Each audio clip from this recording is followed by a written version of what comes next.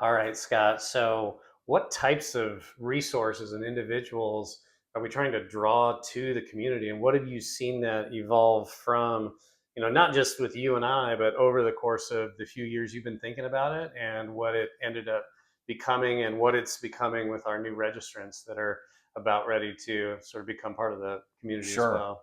Well, I think, it's kind of amazing because if you think about a concept that I had 10 years ago and how has it evolved or changed, with the times, right, between now and then, we're actually marching right against what I had designed in my brain and on paper from 10 years ago.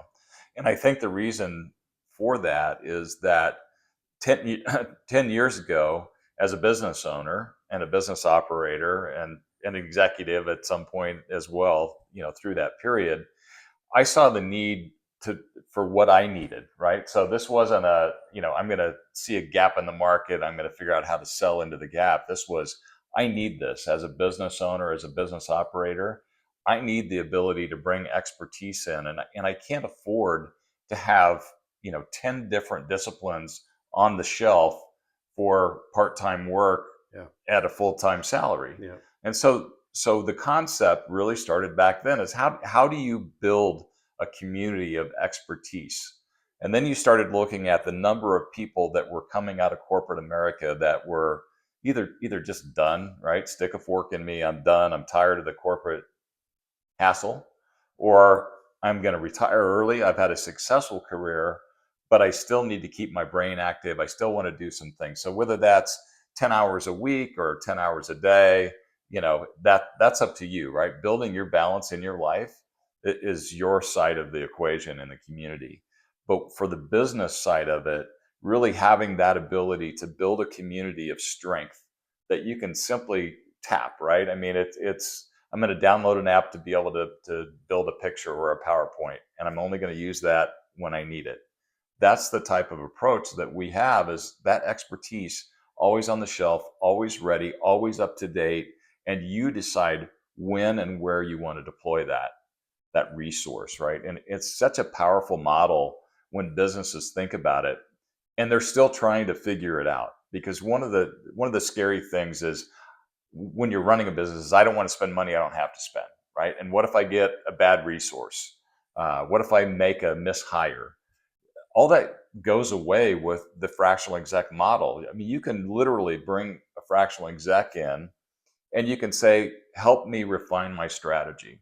And I've got 10 hours worth of work to do that. That may be the full engagement. You may never see them again. That may be the try before you buy, and you go, now help me execute against that strategy. Help me build the communication plan internally so that I get all my resources rowing in the same direction, and we secure success more quickly. And I think that's the beauty of the model. And it hasn't changed in 10 years. Businesses still need that expertise on demand.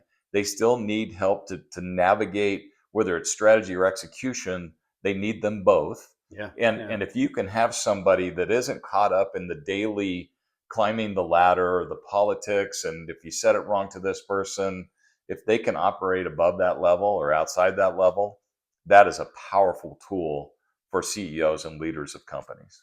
We also have seen you kind of see the emergence of trends as well. So we've seen registrants and conversations. We've had conversations with people that are data officers, security officers.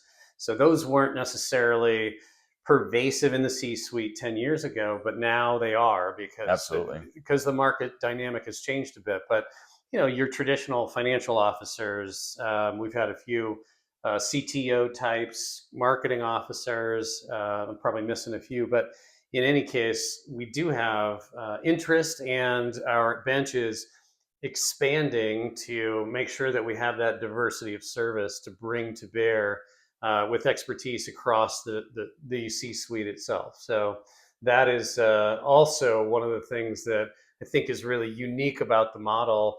You get consulting companies that bring in 20 somethings right out of grad school that do some work that's templated and out of a box, and as opposed to you get work from folks that have been in the trenches and done the job, So they've got tactical, strategic, leadership, and really extensive experience in their careers to draw from, as opposed to, as you like to say, I think it was a book and a binder, Yeah, something that binder and a is bill. less Yeah. personal. But I think, it's a great point because, we've already learned the lessons, right? That, when you bring in those 20 somethings, and they're brilliant young kids, but they might understand concepts, but they don't understand how the concepts collide with daily life in a business, Right, right? right. So I think that's an important distinction that you made from that standpoint as well.